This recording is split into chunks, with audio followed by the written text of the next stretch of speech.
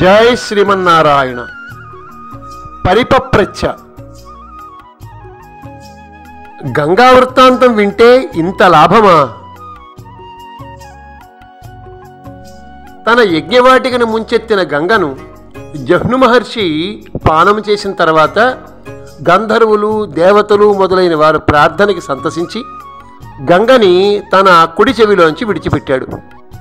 అక్కడ నుంచి గంగ భగీరథుని వెంట పారుతూ అతని కార్యమును నెరవేర్చడానికి భగీరథునితో పాటు రసాతలానికి చేరింది.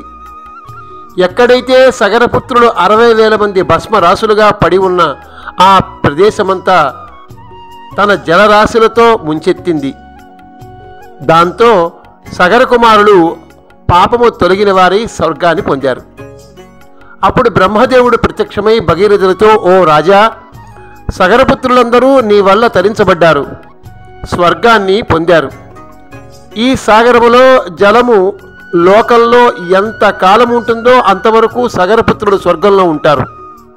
ఇంకా గంగ నీ కుమార్తెగా భాగీరథి అనే పేరుతో ప్రసిద్ధి చెందుతుంది. ఓ రాజా, ఇక్కడే మీ తాతలందరికీ గంగా జలములతో తర్పణం చేయి. నీ పూర్వులు ధార్మికులైన సగర కుమారుడిని తరింపచేయలేకపోయారు. అంశమంతుడు, దిలీపుడు ఎవ్వరూ గంగను భూలోకానికి తేలేకపోయారు. నువ్వు తీసుకురాగలిగావు.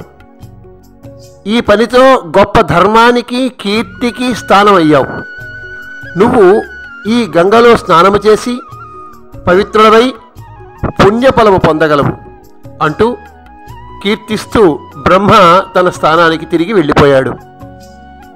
భగీరథుడు బ్రహ్మవాక్కులను అనుసరిస్తూ స్నానం చేసి శాస్త్రోక్తముగా తర్పణాది క్రియలు ఆచరించాడు.